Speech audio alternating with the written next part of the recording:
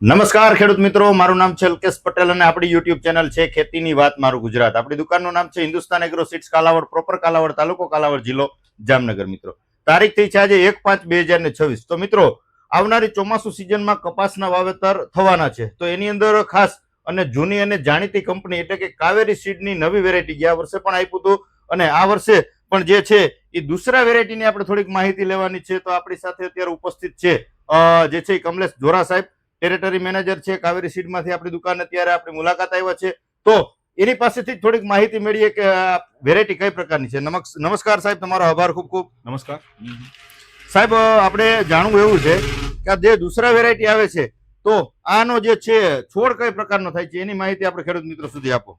નમસ્કાર ખેડૂત મિત્રો, આજે આપણે કાવેરી સીડ્સની જે દુસરા વેરાયટી આવે છે, એટલે તો સૌથી પહેલા આ ઓપન પ્લાન્ટ હાઇબ્રિડ છે.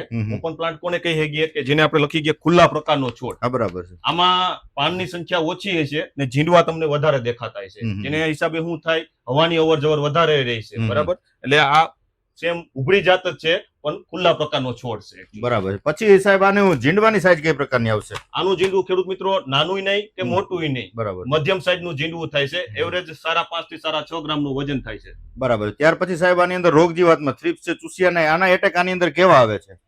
એ ખેડૂત મિત્રો માટે ખાસ વિનંતી છે કે આ આપણે રૂવાટી વાળું પાન હોવાથી આમાં ચૂસિયા પ્રકારની જીવાતો સાવ ઓછી આવે છે અત્યારે, જેના હિસાબે ખેડૂતોને દવાનો ખર્ચ પણ આની અંદર ઓછો થાય છે. બરાબર. હવે ચોથી વાત સાહેબ કે આપણે જે છે છેલ્લે આપણે જયારે વીણી છેલ્લી થતી હોય ત્યારે ખુલવામાં એનું ડાબકું કેવી રીતે ખુલે છે, કેવી પ્રકાર પાછળ ઝીણું થાય છે કે ખુલવામાં એકદમ ચોખ્ખું થાય છે, એની માહિતી તમે થોડીક આપી દો.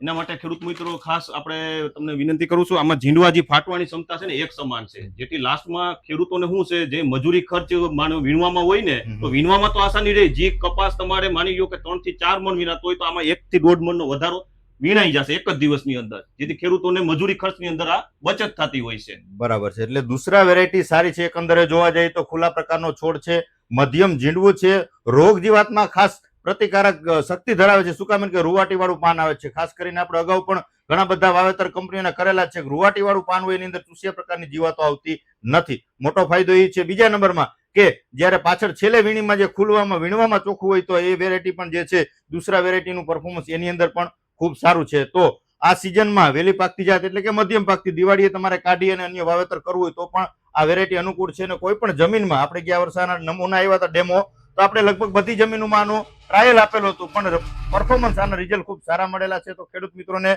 કાવેરી સીડ જૂની કંપની છે એના ઉપર ભરોસો કરી અને દુસરા વેરાયટીનું વાવેતર કરે આવી ખેડૂત મિત્રોને મારી અંગત ભલામણ છે. વિશેષ કઈ માહિતીની જરૂરત હોય 9245424050 મારો મોબાઈલ નંબર છે. તમે ગમે ત્યારે ફોન કરીને અચૂક માહિતી મેળવી શકો છો. રજા આપશો મને. જય જવાન, જય કિસાન.